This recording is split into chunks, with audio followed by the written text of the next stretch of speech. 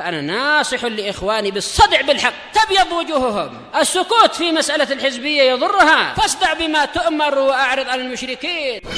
سلامي على دماج ورجالها والشيخ يحيى ودار العلم يا سلام. بسم الله الرحمن الرحيم. الحمد لله والصلاة والسلام على رسول الله وعلى آله وصحبه ومن والاه. Insyaallah tabaraka wa ta'ala kita akan lanjutkan bacaan kita dari kitab Al-Qawaidul Muthla fi Sifatillah wa Asma'ihil Husna karya Syekh Muhammad bin Shalih Al-Utsaimin rahimahullahu ta'ala. Dan kita telah sampai pada pembahasan golongan ketiga yang berkaitan dengan zahir nusus as-sifat. Siapa golongan yang pertama?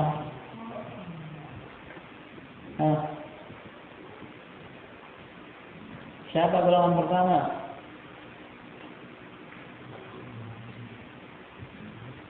As-salaf. Bagaimana mereka memperlakukan zahir dari kalimat sifat?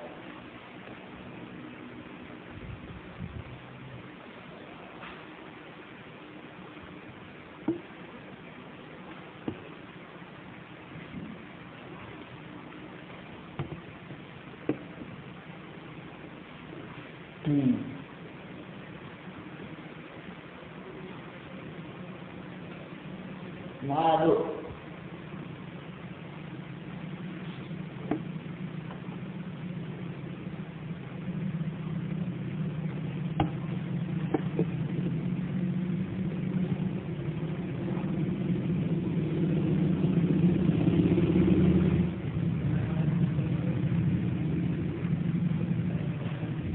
Baik. Mereka menjadikan zahir nafs sifat itu adalah makna yang langsung terpetik dari lafaz tersebut dan tidak melakukan takyif ataupun tamthil. Golongan yang kedua, musyabbihah. Apa yang mereka lakukan?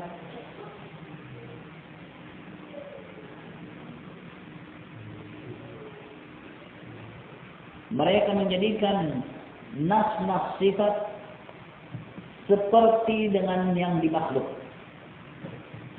Mereka menyamakan sifat-sifat itu dengan makhluk. Dan bahwasanya yang kami pahami adalah yang seperti kami lihat di makhluk. Nah, golongan yang ketiga,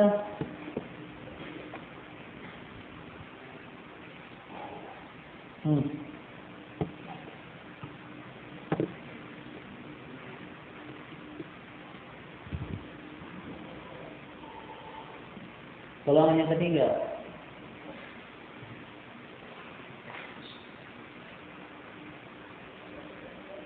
golongan yang ketiga,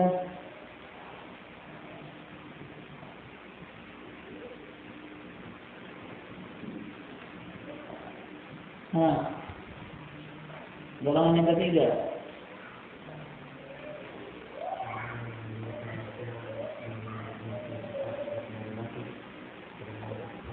lalu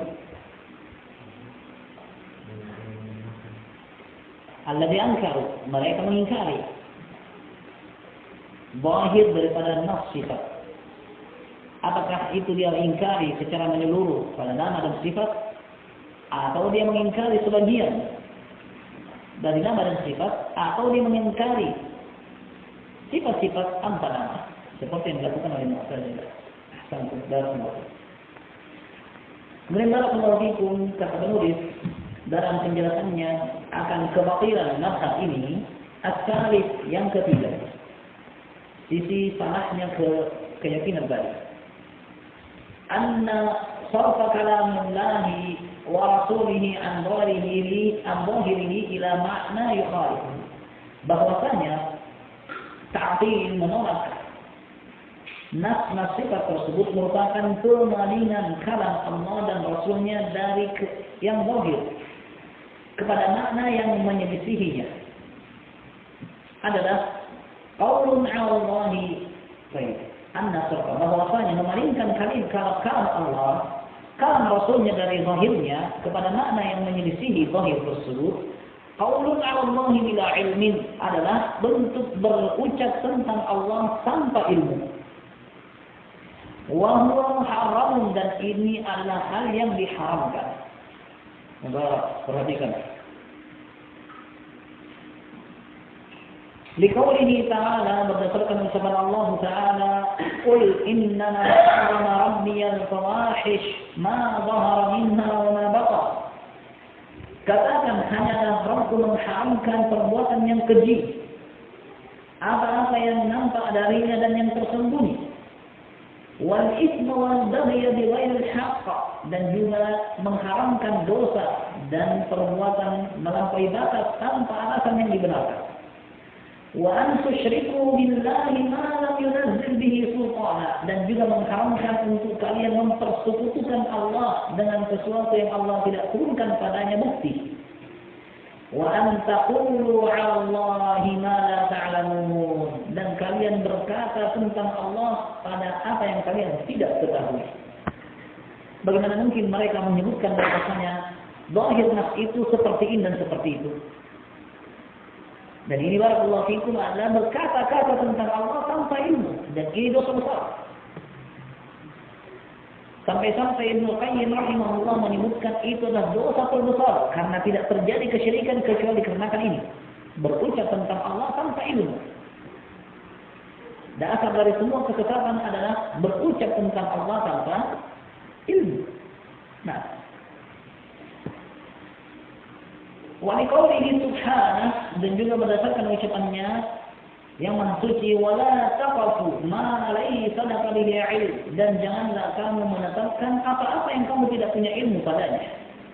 Inna as-sam'a wal basara wal fu'ad kullu ulaika kana 'anhu mas'ula, sesungguhnya pendengaran, penglihatan dan juga hati semuanya akan ditanya, yaitu akan dipertanggungjawabkan.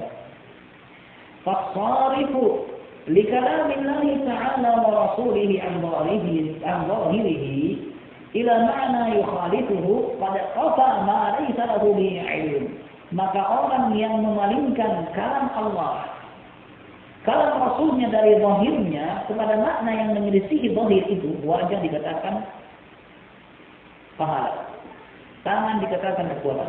Dia palingkan kepada makna yang menyelisihi dari zahir apa tadi, qad qafa ma laysa lahu bihi ilm, maka dia telah menetapkan apa yang dia tidak punya ilmu padanya.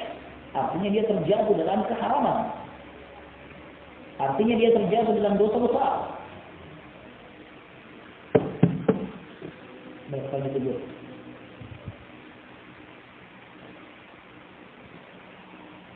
Wa qala 'ala Allahi ma la ya'lam, dan dia berkata tentang Allah apa yang dia tidak ketahui. Min wajhain, ditinjau dari dua sisi.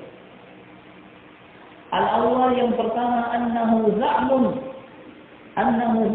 annahu laysa al-murad bi kalamillahi ta'ala wa rasulihi kadza. Dia telah menganggap bahwasanya bukan yang dimaksud dengan kalam Allah dan Rasulnya seperti itu. Ma'a annahu zahirul kalam, padahal itu yang nampak dari kalam itu. Allah mengatakan bal yadahu mabsuutatan, melainkan tangan Allah terbentang. Oh, bukan tangan maksudnya. Ini pertama, bahwasanya dia beranggapan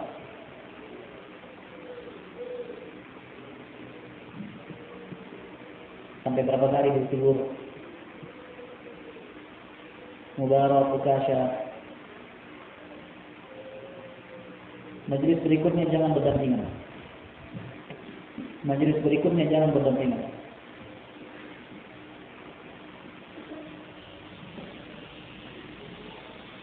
Annahu za'ama annahu laysa al-murad bi kalamillahi ta'ala wa rasulihi kadza. Bahwasanya orang yang memalingkan kalam Allah atau kalam Rasulnya beranggapan bahwasanya itu yang bukan yang dimaksud dengan kalimat itu. Ma'a annahu zahirul kalam, padahal itu sudah jelas zahir dari kalimat tersebut. As-tsani, yang kedua, annahu za'ama anna al-murad bihi kada lima'nan akhar la yadullu alaihi dhahirul kalam. Bahwasanya dia beranggapan bahwa yang dimaksud dengan kalimat itu adalah makna yang lain yang tidak ditunjukkan oleh zahir kalam tersebut. Wa idza kana min al-ma'lum anna ta'yin ahad al-ma'nayayn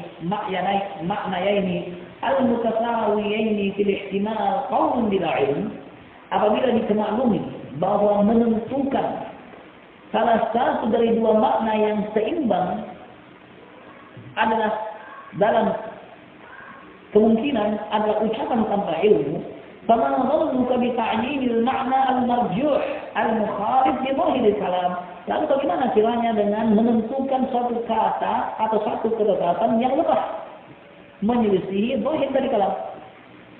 Bagaimana barakallahu fikum ada satu kata ini bisa terbawa kepada dua makna, lalu kita pastikan bahwa makna yang dimaksud adalah ini adalah suatu perkara yang tidak boleh. Kenapa? Karena tidak ada yang bisa menguatkan, memastikan. Maka bagaimana kiranya kalau dia memastikan suatu makna di mana kalimat itu adalah kalimat yang lemah? Maka tentu barakallahu fikum itu lebih pasti bahwa itu salah. Misalnya dari contoh hal itu, qauluhu ta'ala li iblis, ucapan Allah Ta'ala kepada iblis, ma mana'aka an tasjuda lima khalaqtu biyadayya, apakah kiranya yang menghalangimu wahai iblis untuk kamu sujud terhadap apa yang aku ciptakan dengan kedua tanganku, fa idza sarafa al-kalama an zahirihi, apabila dia ingin memalingkan kalimat ini dari zahirnya, wa qala, lalu dia mengatakan lam yurid bil yadain al yadain al haqiqatain, yang dia tidak menginginkan dengan penyebutan dua tangan secara hakikat. Innama arada kada wa kada, tapi yang Allah inginkan adalah makna ini atau itu. Qulna lahu, maka kita katakan kepadanya, ma daliluka ala ma nafaita, apa dalilmu terhadap apa yang kamu nafikan tadi, bahwasanya Allah tidak menginginkan kata tangan? Apa bukti bahwasanya Allah tidak menginginkan tangan dalam ucapannya itu? Insya Allah. Wa ma daliluka ala ma asbatta, yang kedua, apa dalilmu bahwasanya yang kamu sebutkan, kamu kuatkan itu memang benar? Sebutkan dalil pertama bahwasanya yang Allah sebutkan itu bukan itu yang dimaksud. Kemudian datangkan lagi dalil bahwa yang dimaksud adalah apa yang kau inginkan. Datangkan dalil. Fa in ata bi dalilin wa anna lahu dzalik, kalau dia datangkan dalil, dari mana dia bisa datangkan itu? Wa illa kana qailan, kalau tidak bisa, maka dia telah berkata ala Allah, atas Allah, bila ilmin, tanpa dasar ilmu, fi nafyihi wa isbatihi, dalam penafiannya dan juga dalam apa yang ia tetapkan. Sehingga barakallahu fikum mu'attil melakukan banyak dosa. Dosa yang pertama, dia menolak nas yang Allah Subhanahu wa ta'ala sebutkan dalam Al-Quran atau Rasul. Dosa berikutnya, dia menentukan sesuatu yang tidak diinginkan oleh Allah, tidak diinginkan juga oleh Rasul, tanpa dalil. Kalau kiranya ada dalil, maka kita katakan ada dalil, maka kita pegang dalil. Tapi di sana barakallahu fikum tidak ada dalil. Seperti kalimat lima khalaqtu biyadai, terhadap apa yang aku ciptakan dengan kedua tangan. Mereka mengatakan yang dimaksud dengan tangan adalah nikmat.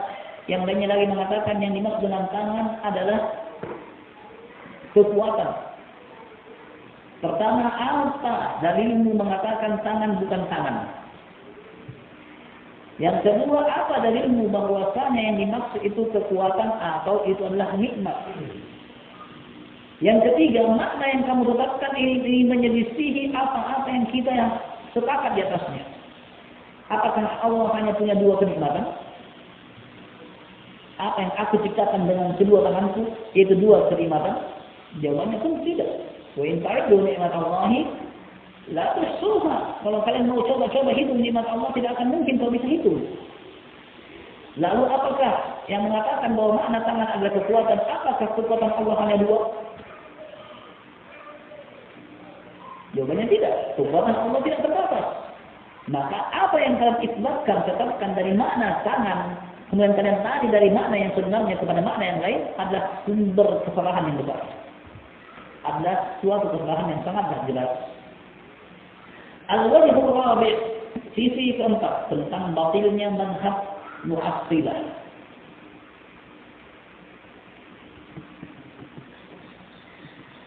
Fi ibtal mazhab ahli ta'til, dalam membatalkan mazhabnya ahli ta'til. Anna sarfa nusus as-sifat 'an zahiriha mukhalifun lima kana 'alaihi an-nabi sallallahu alaihi wasallam wa ashabuhu wa salaful ummah wa a'immatuha. Bahwasanya memalingkan nas sifat dari zahirnya adalah menyelisihi apa-apa yang dahulu Nabi alaihi salatu wasallam berada di atasnya, para sahabat, para salaf umat dan para imam.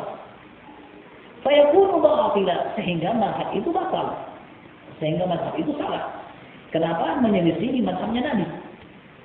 Kenapa menyelisihi apa-apa yang diterapkan oleh para sahabat, para tabi'in? Nah, li'anna al-haqqa bila raibi لأن الحق بلا ريب فيما كان عليه النبي صلى الله عليه وسلم وأصحابه. Karena kebenaran tanpa keraguan adalah pada apa-apa yang dahulu Nabi alaihi salatu wasallam berada di atasnya dan juga para sahabatnya. Wa salaful ummati wa a'immatuha, dan juga para salaf umat ini dan para imam-imam yang berada di atasnya. Nah, selesai. Mazhabnya ahlul ta'til keliru. Kenapa? Nabi tidak pernah lakukan itu. Tidak juga dilakukan oleh para sahabat. Sebagaimana tidak dilakukan oleh para imam-imam terdahulu. Al-wajhul khamis, sisi yang kelima. Ayyuqala lil mu'attil, untuk kita tanyakan kepada orang yang mentaktil, menolak nas sifat. Hal anta a'lam billahi min nafsihi, apakah kamu lebih tahu tentang Allah daripada Allah sendiri? Fasayaqulu la, pasti dia katakan tidak. Tsumma yuqal lahu, lalu kita tanya lagi, hal ma akhbara Allah bihi an nafsihi sidqun wa haqqun? Bukankah apa yang Allah beritakan tentang dirinya sendiri adalah jujur dan benar? Fasayaqulu la, pasti dia akan katakan iya. Tsumma yuqal lahu, lalu dikatakan kepadanya, hal ta'lamu kalaman afsah wa abyan min kalamillahi ta'ala? Apakah kamu tahu ada ucapan yang lebih fasih dan lebih jelas dibandingkan ucapannya Allah? Fasayaqulu la, maka dia pasti akan katakan tidak. Karena barakallahu fikum, dia jawab jawaban yang lain, selesai kafir. Kalau dia mengatakan bahwasanya apa yang Allah ceritakan tentang dirinya itu tidak benar, kafir dia. Kalau dia mengatakan bahwasanya apa yang Allah ucapkan dalam Al-Quran itu tidak fasih dan tidak jelas, kafir dia. Karena banyak ayat yang mengatakan bahwa Al-Quran di lisan Arabiyyin mubin, jelas. Maka dia mengingkari banyak ayat. Maka dia pasti akan menjawab jawaban tadi. Nah, tsumma yuqalu lahu, lalu dikatakan kepadanya, hal tadunnu anna Allah subhanahu wa ta'ala arada an yu'ammiya al-haqqa 'ala al-khalqi fi hadhihi an-nusus? Apakah kamu beranggapan bahwasanya Allah ingin membutakan kebenaran, menggerakkan yang namanya kebenaran, menyembunyikan yang namanya kebenaran dari makhluk pada nas-nas tersebut, liyastakhrijuhu bi'uqulihim, agar manusia bisa mengeluarkan makna kebenaran dengan akal mereka? Saya pula, maka dia pasti akan mengatakan tidak. Hal ma yuqalu lahu bi'tibari ma jaa fil Qur'an. Ini yang dikatakan kepadanya yang berkaitan dengan nas-nas yang datang dari Al-Qur'an. Sehingga dengan ini barakallahu fikum dia harus terima. Karena dia sudah mengakui bahwa nas Al-Qur'an adalah ucapan yang paling benar, paling jujur, ucapan yang paling fasih, paling jelas. Dan Allah tidak menginginkan untuk manusia itu buta dari kebenaran. Kalau begitu terima apa adanya yang datang dari dalam Al-Quran. Amma bi'tibari ma jaa fi sunnah, adapun ditinjau dengan apa yang datang dalam as-sunnah, fayuqalu lahu, maka dikatakan kepadanya, hal anta a'lam billahi min rasulillah? Apakah kamu lebih tahu tentang Allah dibandingkan Rasul sallallahu alaihi wasallam? Apa yaqulu dia akan katakan tidak. Kapan dia berani katakan iya, ya sudah selesai masalah. Bikin kau syarat sendiri kau. Kalau bikin dari Nabi.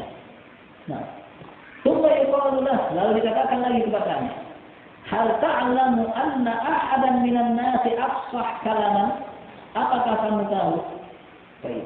Hal ma akhbara bihi Rasulullah sallallahu alaihi wasallam anil haqqi sidqun wa haqqun? Bukankah apa yang Nabi sallallahu alaihi wasallam beritakan tentang Allah dan yang maha benar adalah jujur dan benar? Maka dia mengatakan na'am. Dia akan katakan iya. Nabi sampaikan jujur dan benar. Thumma yuqalu lahu, lalu dikatakan kepadanya, hal ta'lamu anna ahadan minan nasi afsah kalaman wa abyan min Rasulillah? Apakah kamu tahu ada seseorang yang dari kalangan manusia yang lebih fasih ucapannya dan lebih jelas dibandingkan Rasulullah?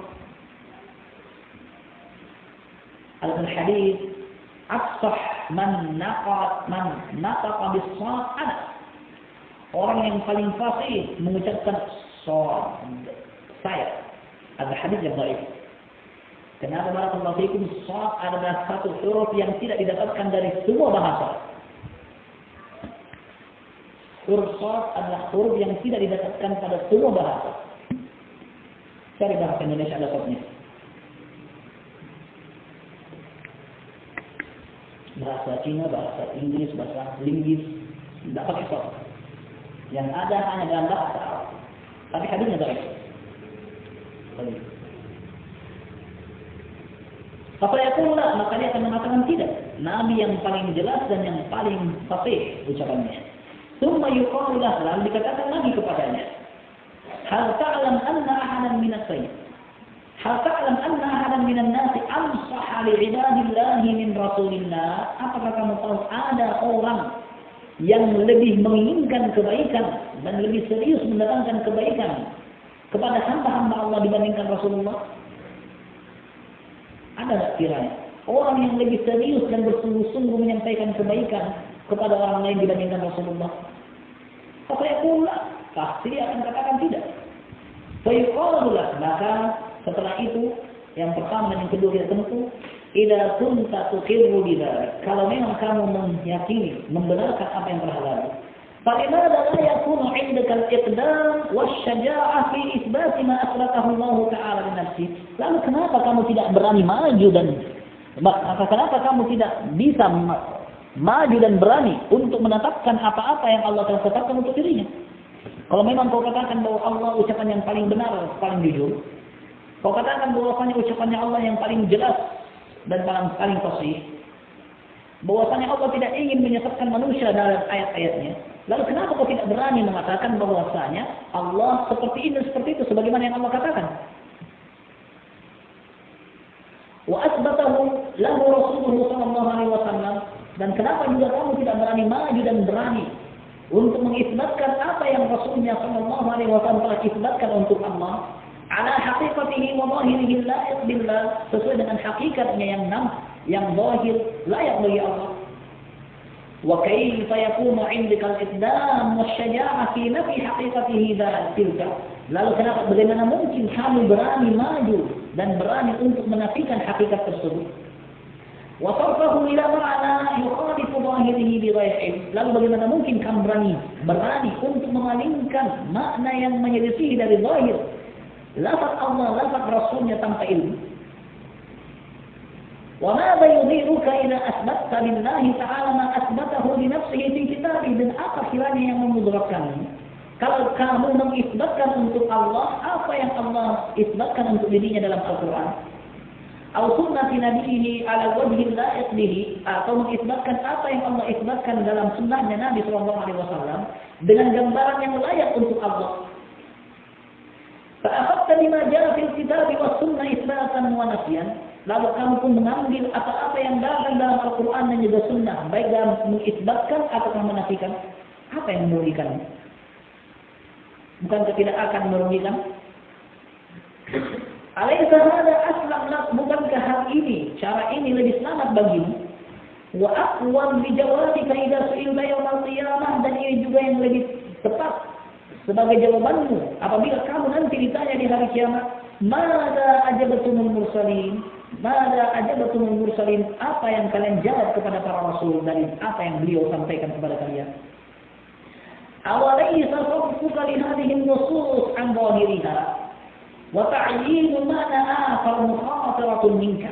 Bukankah kamu palingkan pemalinganmu terhadap nas-nas ini dari zahirnya dan kamu dapatkan adanya makna yang lain adalah bentuk penentangan darimu terhadap Al-Quran, terhadap Rasul. فَلَعَلَّ الْمُرَادْ يَكُونُ عَلَى تَقْدِيرِ جَوَازِ صَرْفِهَا غَيْرُ مَا صَرَفْتَهُ إِلَيْهِ. Dan mungkin saja anggaplah boleh kita cari makna yang lain dari zahir tersebut. Bisa saja yang Allah inginkan bukan yang kamu tetapkan. Kamu mengatakan mungkin makna tangan seperti ini. Mungkin saja kalau memang boleh dipalingkan, apa yang kamu tetapkan itu tidak diinginkan oleh Allah. Mungkin saja. Kalau memang boleh, tapi itu tidak boleh. Nah, dan ini barakallahu fikum sisi kalimat tentang batilnya mazhab Mu'attilah. Nah,